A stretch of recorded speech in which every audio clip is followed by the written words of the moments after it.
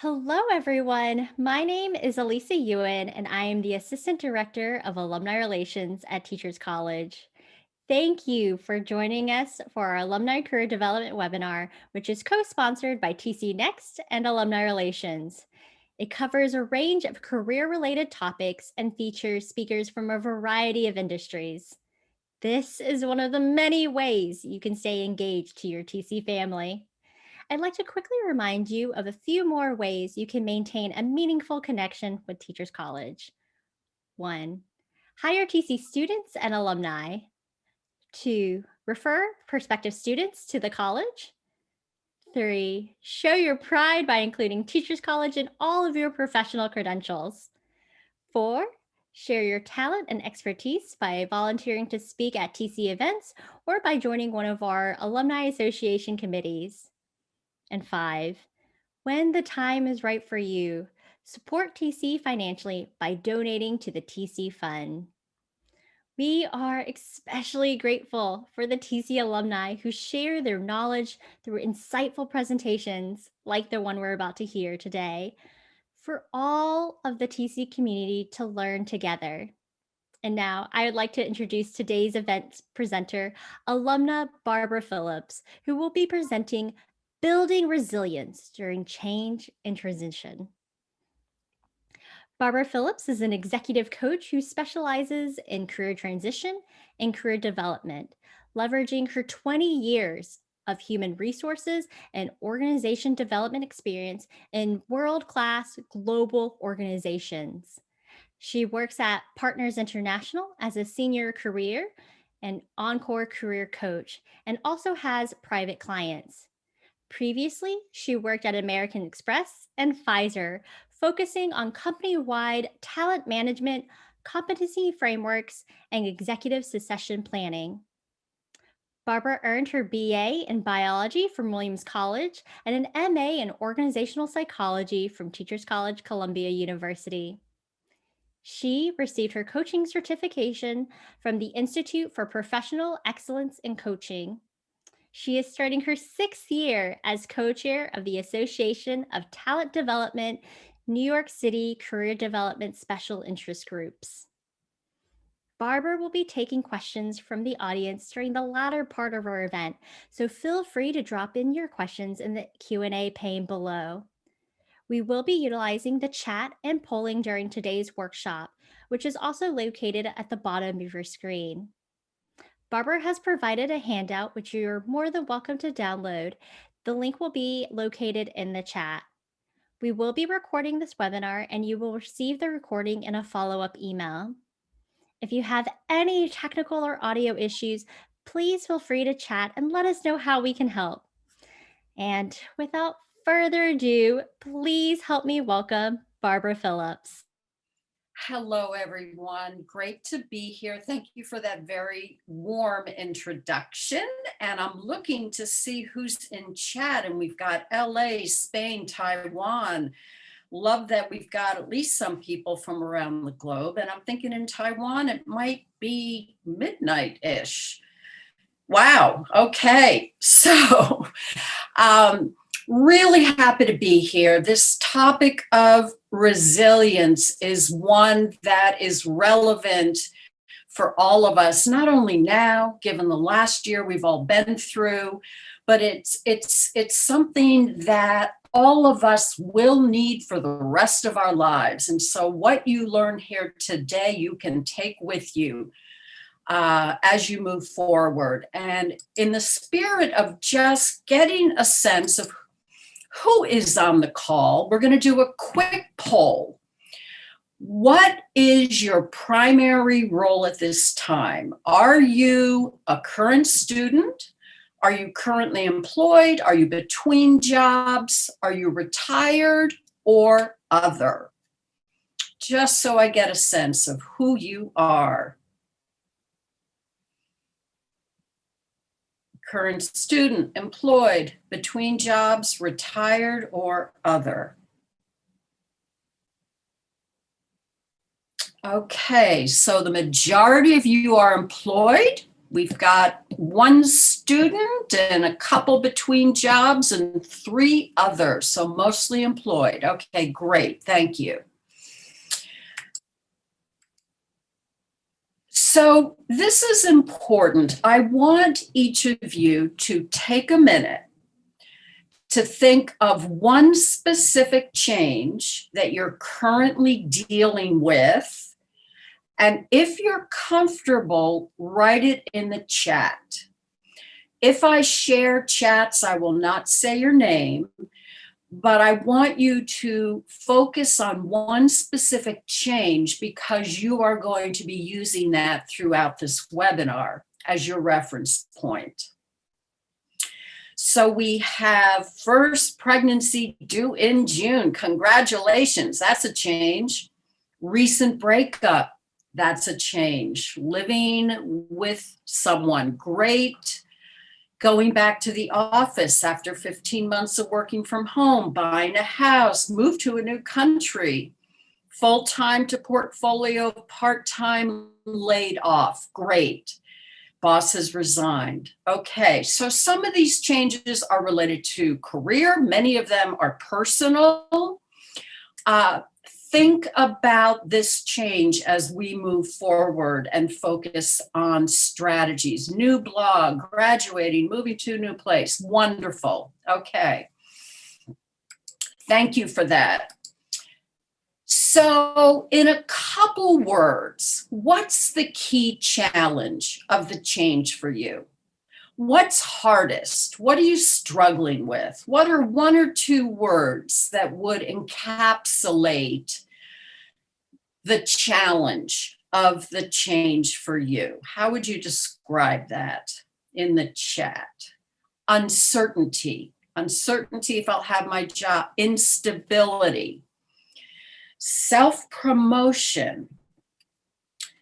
Prioritizing next steps. Uncertainty. Yep. Unprepared, change of established routine, unmet expectations. Yeah, so, okay, so good. Unsatisfied with my present job, need to move on, lacking social support. Okay, good. Good in that you know what it is that is challenging for you. Disappointment, okay. So here's what we're going to cover today. We're going to define resilience because we all need to be on the same page if that's what we're attempting to build together. You are going to better understand typical reactions to change. We'll then focus on 5 strategies to build resilience, additional tips, and at the end, I'm going to ask you to identify one action you can take based on everything you learned in this hour that will help you move forward. And then we'll have some time for Q&A. So in the chat, what's resilience? Give me a word, 2 words. What does resilience mean to you? What is it we're trying to build? Hardiness. Being able to cope, acceptance, perseverance, grit, calmness, clarity. I love it. You've all defined agility. You've all defined aspects of resilience, ability to go with the flow. Okay, wonderful. So here is the dictionary definition.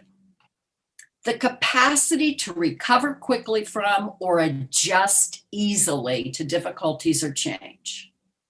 During times of change and ambiguity, the ability to sustain both strength, which some of you said, the grit, the perseverance, and the flexibility, the ability to cope, the calmness, the clarity, the agility, going with the flow. And I love someone added courage, yes. A way that I think about resilience, if you can see my hands and think of this as a blade of grass, and it is rooted to the ground, and a strong wind comes and the blade of grass is swaying in the wind, it is being flexible, it is adapting to the wind, but it is staying rooted firmly in the ground. That is what we're going for. When we experience change, we are thrown off balance. We tend to not operate at our best. Building resilience is about getting us back to center so we can perform at our best. It's the ability to bounce back when we are thrown off. So I'm going to make a distinction between change and transition. Change is an event that happens outside of us, usually tangible and concrete. And so you've all articulated changes: end of a relationship, end of a job, you moved, you're pregnant, etc. That is the change. Transition is our response to the change. It happens inside of us. It's usually intangible. We can't see it except for how it shows up in our behavior, and it's different for everyone. So we're really talking today about the emotional, psychological response to change and how do we manage that. So the change itself is not necessarily what people struggle with. It's what our response is and all the thoughts and feelings that we have in response to that change that can be challenging for people. So I'm using some research from William Bridges. He's focused on change, transition, what do people typically go through when a change happens, and what typically is going on inside of them in response to the change. So with respect to the change, it's very simple. Something ends. Something that was stable, known, dependable has ended. And then you find yourself in this middle zone. He calls it the neutral zone, where you feel like you're hanging in midair without orientation to the past or the future.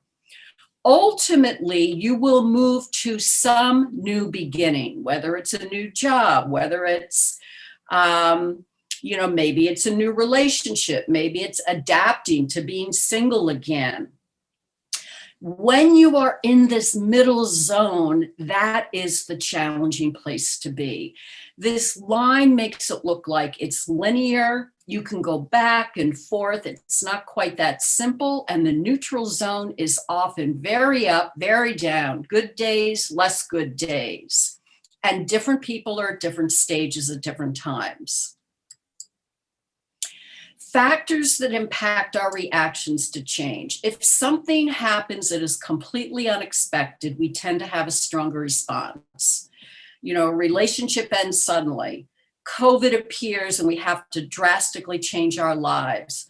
A boss that you loved suddenly resigns and you didn't think it was coming. That is going to make a difference in terms of your response.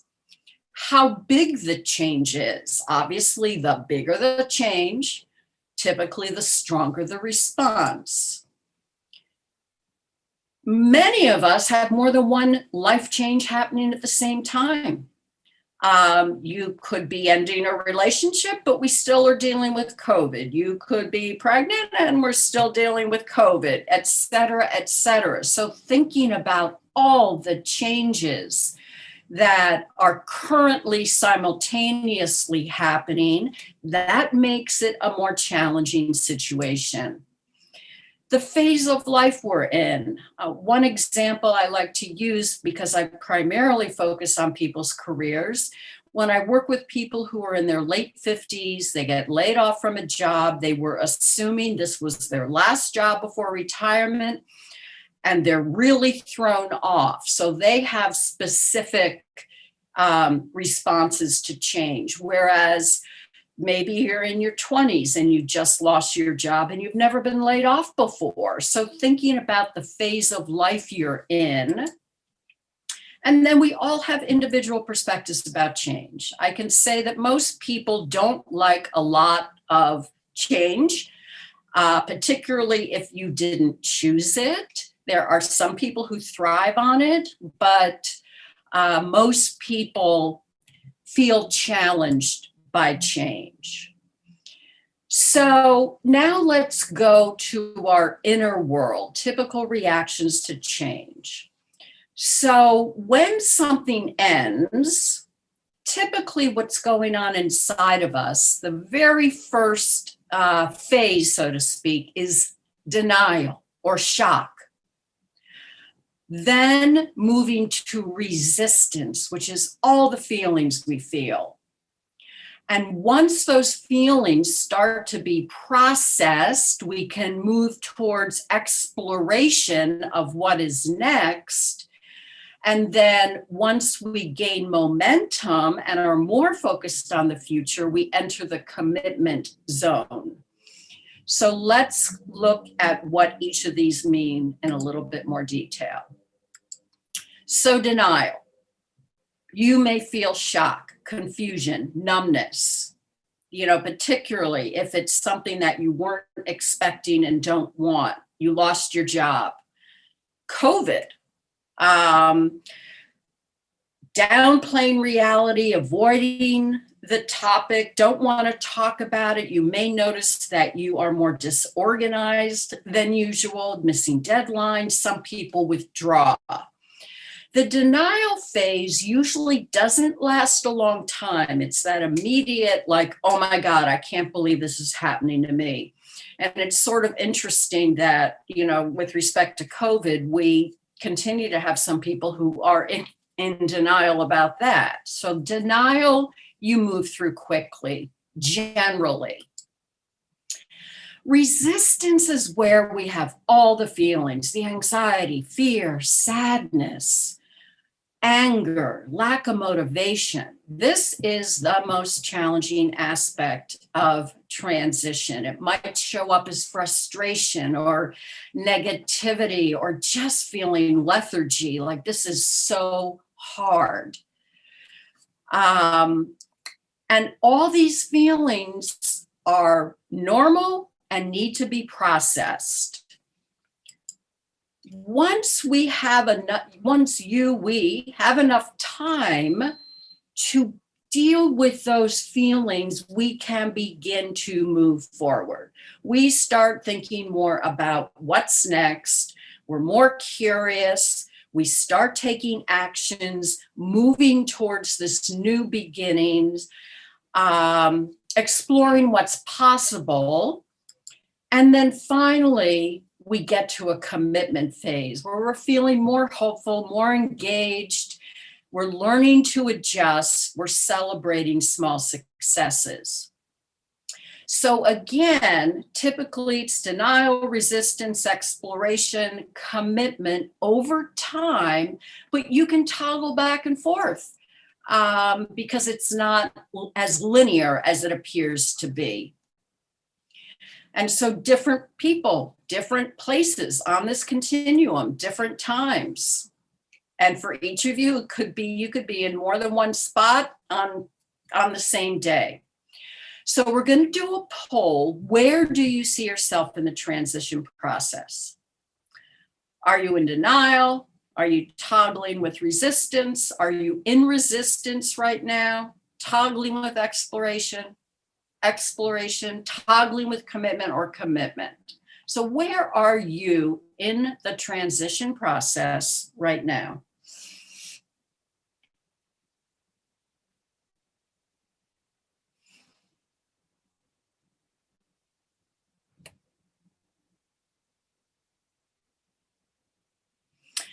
Okay, not surprising, interesting. Resistance and exploration. And I do this webinar or a version of it every month, specifically for people who are in job transition. And the majority of people tend to be toggling between resistance and exploration. Now, we do have one person who's in denial, interesting, normal. And then we've got some who are moving forward. But now you kind of know where you are in the continuum and therefore where you are headed, although you could backslide, and that's okay. It's okay. That's normal. So now let's focus on the strategies. How can we build resilience given everything that we just learned? The first strategy is focus on what you can control. Strategy 2, reflect on past successes managing change. 3, manage your mindset and emotions. 4, create a support structure. 5, increase self-care practices. There are other strategies than these 5. These are the 5 that I think can be really helpful to focus on. They're not the only ones, and we're going to go a little deeper now with each of them. So the first strategy, focus on what you can control. So a poll question. How much control, influence do you feel you have regarding the change you identified? So that change that you identified at the beginning of the webinar, how much control, influence do you feel you have? A lot, some, a little, none.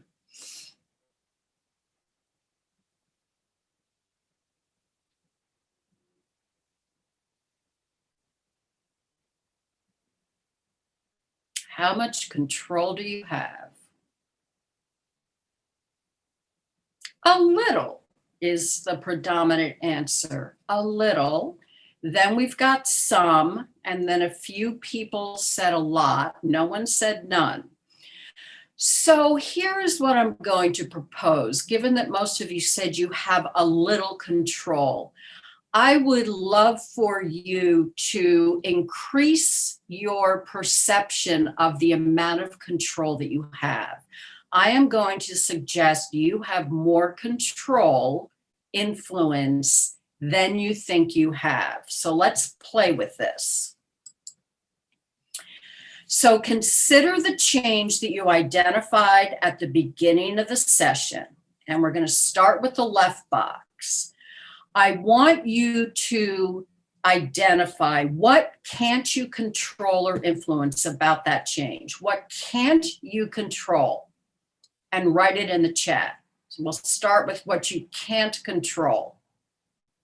So think of that change that you identified. What is outside of your control?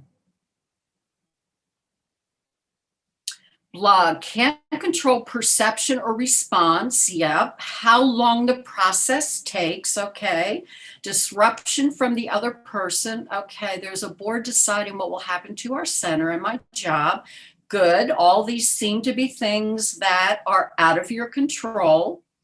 Competition. Yep. I assume that is related to job. COVID spread or restrictions limiting social contact. Yep. Funding for my role may be eliminated. Yep, outside of your control. Anything else? What can't you control? Really helpful to know what you cannot control, because you therefore don't want to overly obsess about that. There is nothing you can do about it. In-person versus remote work requirements. Can't control if the employer will hire me. You cannot control that outcome. You can control everything leading up to that and including that interview, but the decision you can't control. Great.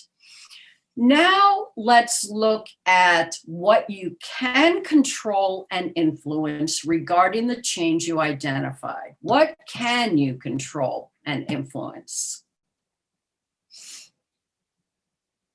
How much brain space yes, how much brain space, I love that. I give to thinking about this change worry. My own behavior, managing my stress. Yep.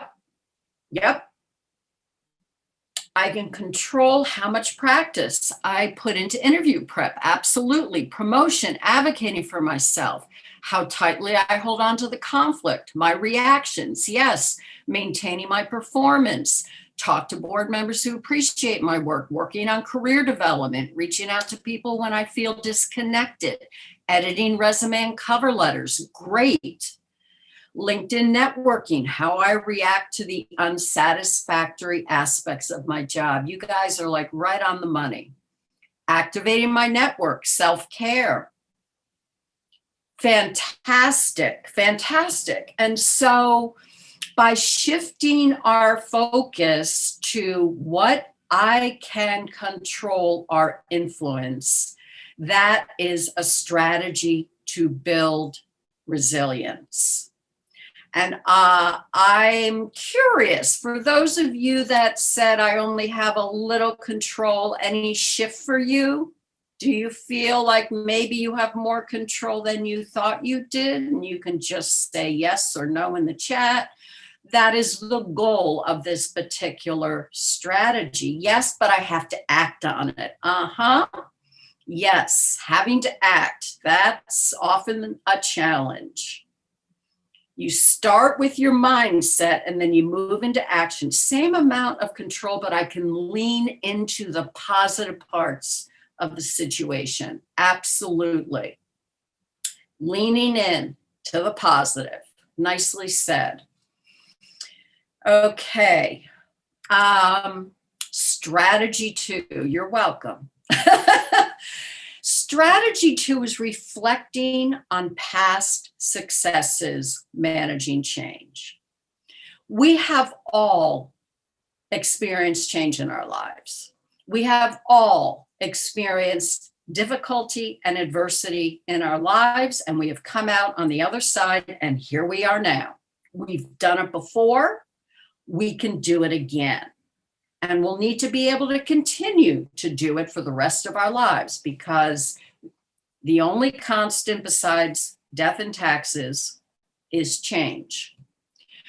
So I want each of you to think of a change in your past that was difficult for you and that you successfully moved through. So look into your past, identify a change that was difficult for you at the time, and you successfully moved through it. And okay, great. You don't have to put it in chat, it's your choice. Death of a parent. Yes, that's a big change. Making the decision to break up with someone who is mentally unstable. Yeah, that's a tough one. My divorce, very tough. Yeah, okay. Had a terrible breakup in my 20s, eventually made it beyond that trauma. Yes, some change is traumatic.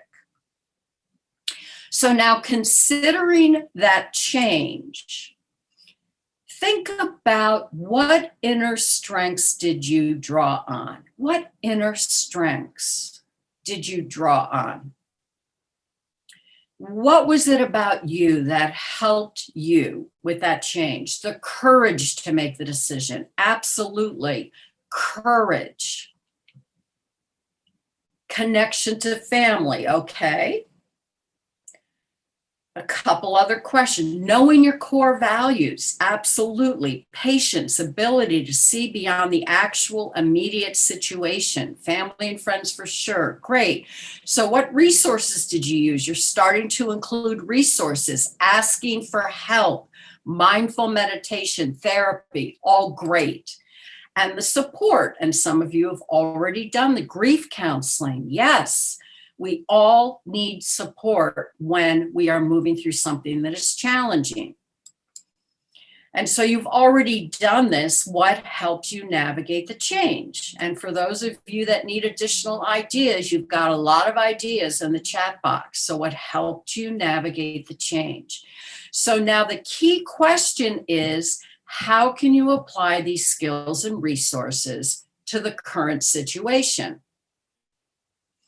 Taking what worked in the past, bringing it forward for the change that you identified at the top of the webinar, And is there anything in there that you want to think about in terms of building your resilience now?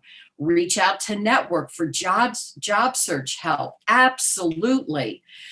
Asking for help can be very challenging for women and men, because we often feel vulnerable, we feel weak, we feel like we can do it ourselves, and it is not a weakness.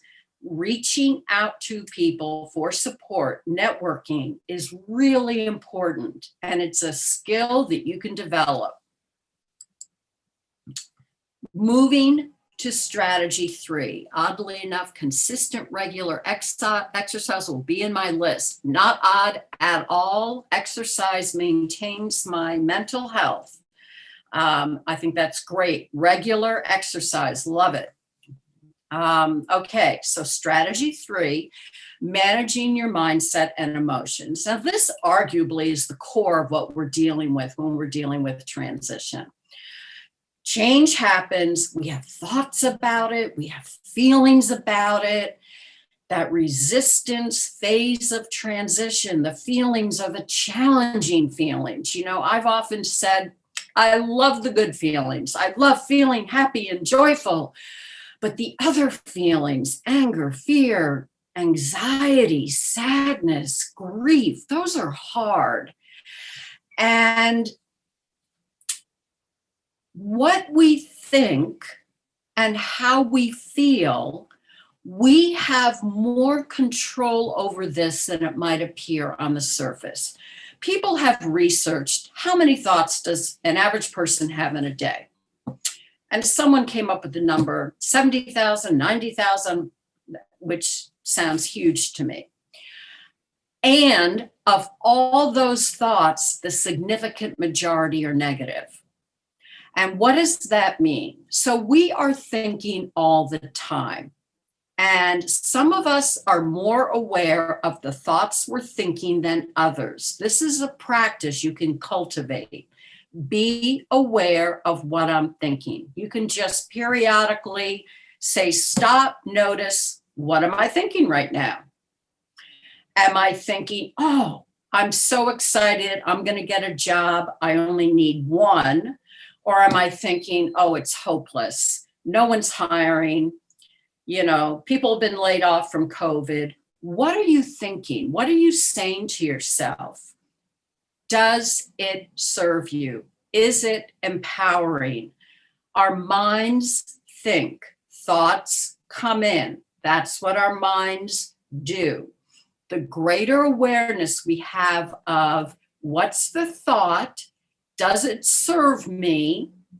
We can shift our attention to a more positive thought. One of my mentors says, you're watching CNN, constantly negative news, and you don't want to hear it anymore. What do? You turn it off or you change the channel. And this applies to our thoughts, and it is practice. We all have a committee in our heads. We all have an inner critic. The more awareness we have of that, and the more that we're able to shift our focus, that is a strategy to build resilience. The feelings, okay, I'm feeling anxiety, fear, uncertainty. It's uncomfortable. It is uncomfortable. Strategies. Okay, name what I'm feeling. What am I feeling right now? I am feeling fearful. Okay, great. You're feeling fearful. Guess what? We're all wired to feel fear.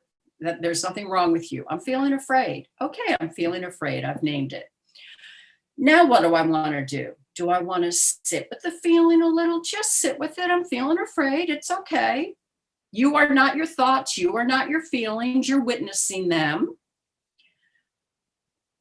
Do I want to take action that might shift the feeling? Like, I'm going to go for a walk, or I'm going to shift my attention. I'm going to go clean the dishes in the sink and focus on something else. So we have more control with our thoughts and feelings than we typically think we do. And this obviously impacts our behavior, it impacts others, and it impacts our performance and results. Create a support structure. A number of you mentioned this. There's the people that are in your inner circle, right? Whether it's emotional support, whether it's you're networking for a new job.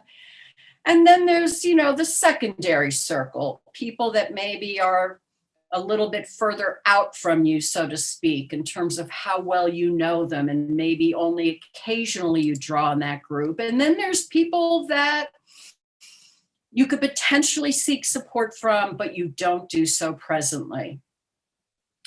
And so the thing about support, I'm one of those people who I grew up and just really believed in self-reliance. Like, I want to be independent. And over life, I really got clear that we are interdependent. We need other people. And to say you need other people is not a bad thing or a weakness. And when you are in transition, support becomes that much more critical. Obviously, COVID has resulted in more isolation.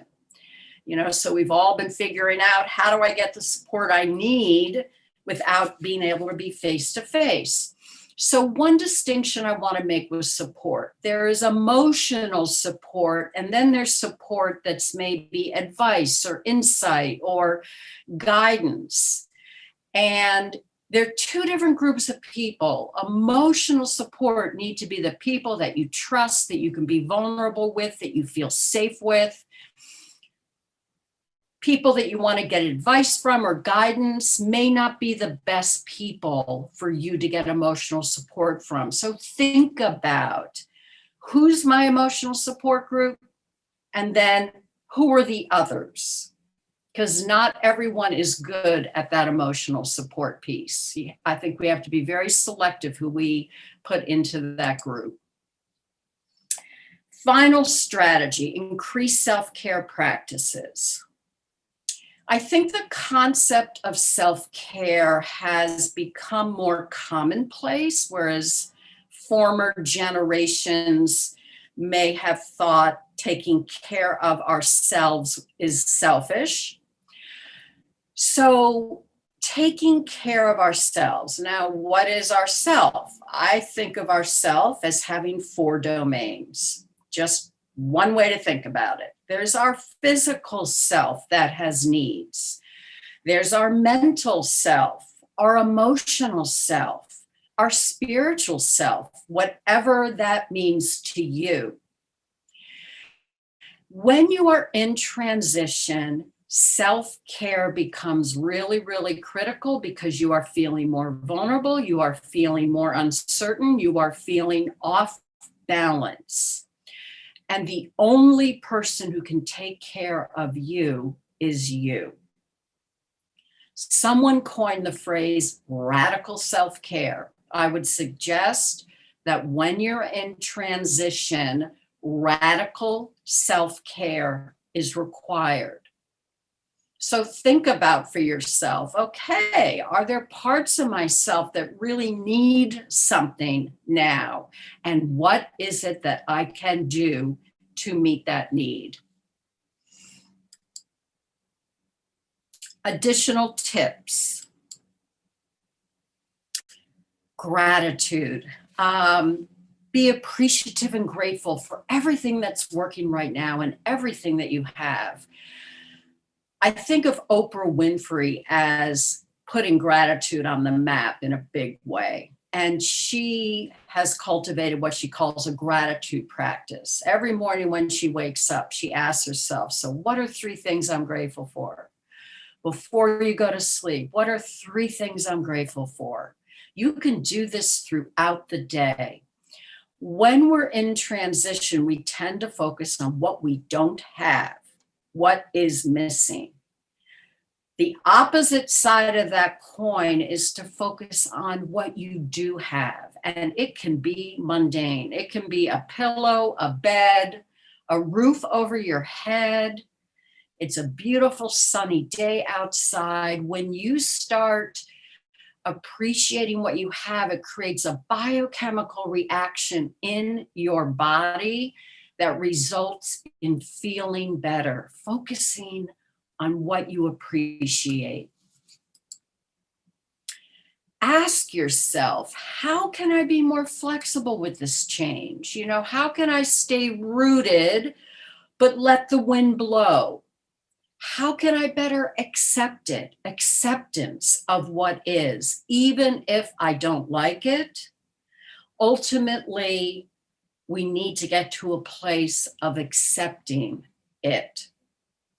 What good might there be in this change for me? I'm a huge fan of silver linings. There are, in my opinion, always silver linings to every difficult change. So with respect to the change you identified, what are the silver linings? And can you learn anything from it? Final tip, be gentle on yourself. Celebrate every positive action step you take, everything that moves you towards the future that you are desiring. We all tend to be hard on ourselves. We have expectations about how productive we should be or how we should be feeling. Long list of things that we think we should be doing. And when we are in transition, we are likely not performing at our optimal best. There may be days of lethargy, no motivation, fear. Be gentle. Be gentle.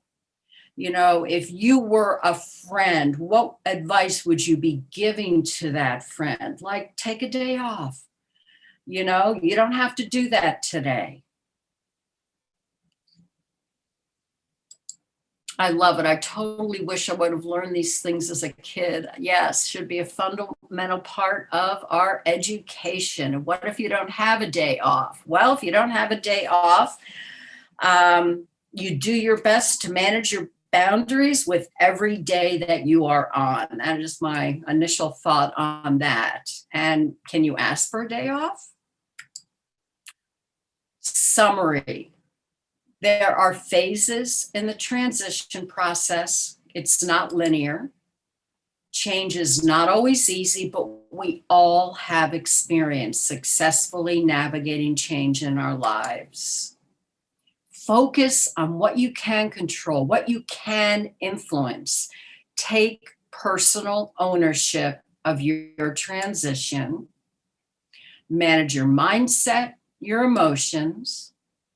Communicate how you're feeling, get support. Identify self-care actions that will support you. And take consistent baby steps, action to move yourself forward. I'm a huge fan of baby steps.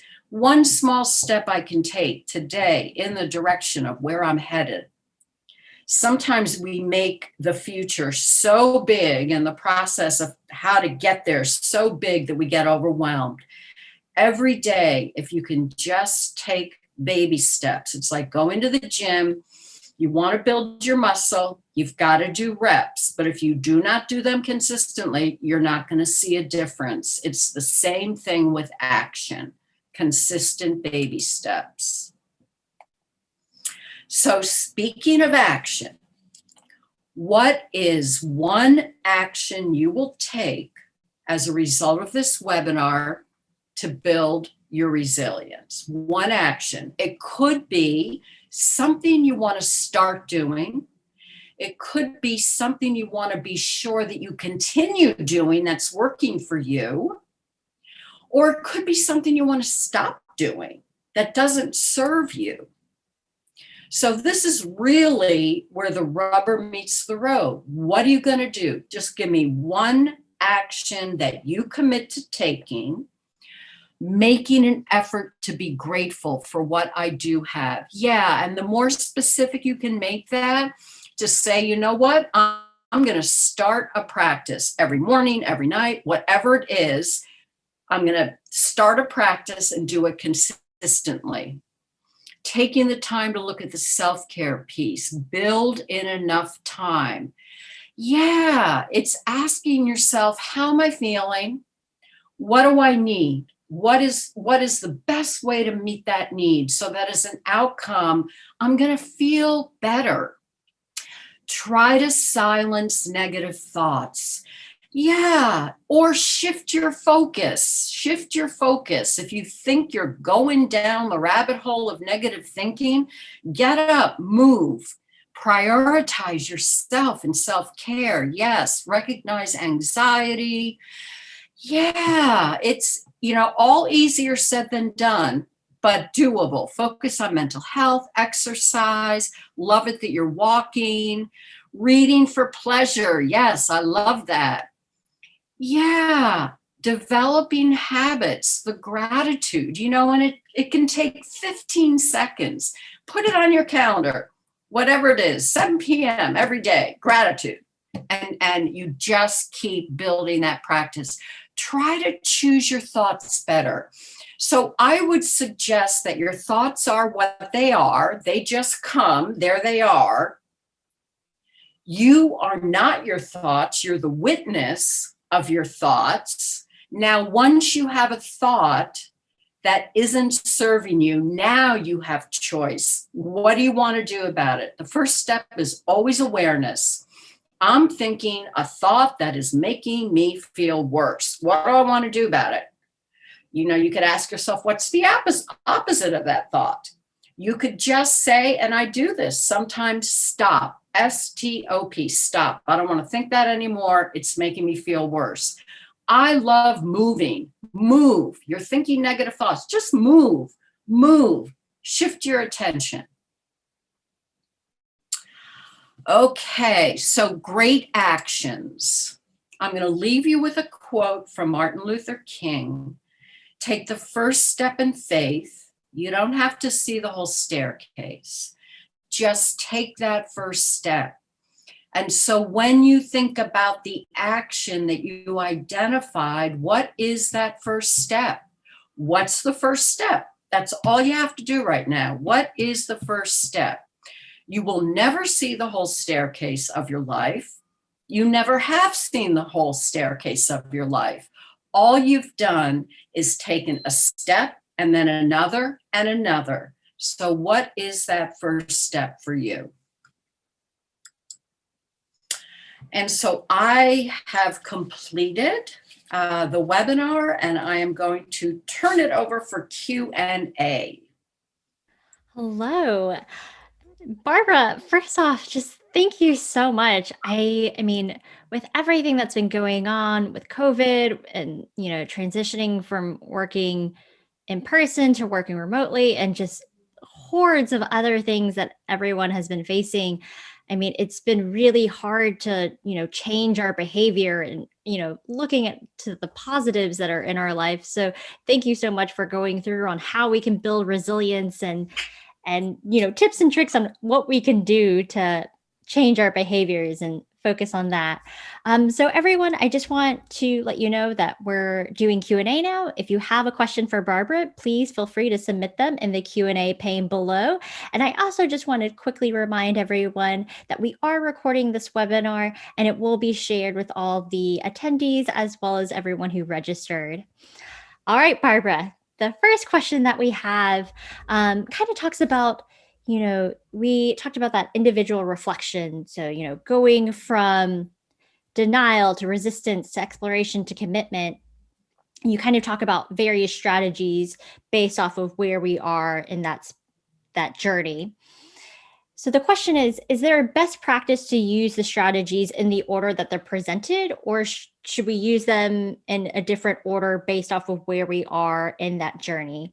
Can we start anywhere, or is there one that you would suggest that we should start first? Oh, that's so interesting. Great question. Honestly, I think they're all important. I think which one most resonates with you? If I If I had to pick three of the five, self care, managing your mindset and your feelings, and creating a support structure, those would be my top three. Focusing on what you can control as a way to build your sense of competence in knowing there's a lot I can control. That's a good one too. And then the fifth, knowing you've done it before, you can do it again. So I would say, which one most resonates with you? Which one do you think would be most helpful to start with? You may be doing several of these already simultaneously. So I don't think there's, one answer to that question, and I hope that is helpful. Thank you so much. I mean, yeah, I think it is kind of based off of what really resonates with you and where you are and what you already have that existed at the moment and what you need to build upon. So thank you so much for your answer. I mean, kind of to build upon that, I mean, you mentioned, having that support structure is really key in building resilience, but at the same time, like you need to be almost picky on who you choose because you need to make sure you have the right support structure. So, we have a couple of questions regarding that. So, when you create the support structure, should we develop them from existing relationships like our friends and families who we think make sense in that? Or should we try to find new support, either professionally or, when we're networking, who might make sense to be part of that group? Yeah, so I'm not sure it's an either or, but I think the most obvious place to start is with the people you trust in your life. Who do you already trust? Who do you already have those relationships with? At the same time, if you only have one or two people that you're always going to for support, it might be optimal to think about, can I shift that focus so that I'm not an undue burden on those people? Start where you are, see what's possible. Therapy is always an option if you feel like that's a good solution for you. And that can be simultaneous to friends and family. I always say begin where you are and then branch out. So, kind of in that same vein, we have someone who was wondering if you have any suggestions for people who might feel increased resistance to vulnerability with the support structure. How can we get them to feel like this is a safe space to provide feedback and just to talk about being that support structure? Oh my goodness, that's a lifelong journey. And I'm laughing because one of the very hardest things for me personally is to be vulnerable. I get it. It is very challenging to expose yourself when you are not feeling at your best. And all I can say, based on my own experience, is you take baby steps in that direction, consistent baby steps. Um, sharing what is going on inside of us, especially when we're not feeling comfortable, is a big deal. Some people are able to do that more easily than others. I would say start small, reveal a little more with someone you trust, test the waters. Is it working? Are you feeling listened to? Are you feeling safe? And practice pushing your comfort zone more broadly so that over time you feel more comfortable sharing yourself with people you trust. Thank you so much, Barbara. I mean, I feel like that probably can be a whole webinar by itself. So thank you so much for providing, some tips and tricks on that because it's definitely not an easy thing to do. And like you said, it very much is a lifelong journey on just baby steps and slowly improving. So the next question we have, you talked earlier about, control, which is a big thing, and self care and making those behavioral changes. And, changing your behavior is not an easy thing to do. Adding new, routines to your life Not always great. Some of us are big fans of procrastination and things like that. So do you have any suggestions or tips and tricks on, how we can, feel better about easing on how much control we have, or realizing I need to take a mental health day, I need to take some time for myself, and just getting to that mindset, because it's so hard if that's not how you're originally wired. How do we make that transition? Okay, great question. So the first thing I'm going to say, particularly with habits and self care, start small, but be consistent to the best of your ability. I think about New Year's resolutions. Oh, I'm going to the gym 3 days a week for an hour and a half. And most New Year's resolutions fail because we didn't slowly ease into it given where we are right now. So if you are starting something new, let's just say you want to start exercise. If you were to do 5 minutes a day of walking, or 5 minutes 3 days a week, to start to build the consistent behavior, and then you will find as you do that, oh, I can do 5 minutes more. I'm going to up it to 10. Start small. If you stretch yourself too much, you might be setting yourself up for failure. Here's the other thing, and I can appreciate this. I went from doing yoga in a studio to yoga at home. And I made a commitment. I'm going to do it 30 minutes a day. That's what I'm going to do. And there were days I did it. There were days I didn't. And I have now fallen back off the horse, and I want to get back on. And so I have to figure out, okay, maybe 30 minutes a day is too much. If I could do it 3 days a week, it's a trial and error, it's a forward, it's a back, but start small. And you can't do everything all the time. Pick the self-care action that most resonates with you and that you think you're going to get the most value from. Pick that one. Sorry about the sirens in the background. Control. I apologize. I kind of forgot the question on that one, but I think the concept applies. Oh, taking a day off. Sometimes we just know we're on the edge, right? I was feeling this a little bit yesterday. Like, I am so done with COVID and this and that and the other thing. Pay attention to how you're feeling. What do you need? What can you do about that? You have so many options. Choose one. What do I want to do about this? We're always in control of ourselves and the actions we take to make ourselves feel better. I hope that helped. Barbara, thank you so much. I mean, I think what you said was perfect. Baby steps are just so important, especially if you want to, add a new behavior or you want to change an existing behavior. Just, really knowing that baby steps are okay, being positive and grateful for the first step that you take, because that's a step in the right direction. I mean, Yes. there are going to be days that are going to be crazy, but you know what? It's okay if you need to take a day off and then you try again tomorrow. So I really appreciate all the tips and advice that you just gave us. And I know we're at time. I'm so sorry we weren't able to get to everyone's questions today.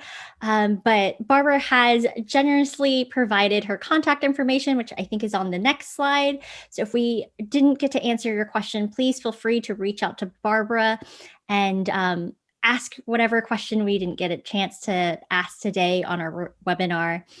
Barbara, I just want to thank you again for taking the time to provide us tips on how to build resilience during these tumultuous times.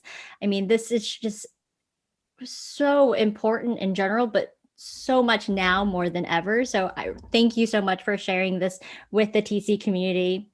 And then TC community, I just want to let you know, please make sure you stay tuned to our emails and our social medias for future events, including What the Fit, a simplified approach to health and fitness with alumnus Jonathan Keltai on April 21st at 3 p.m. Eastern Standard Time.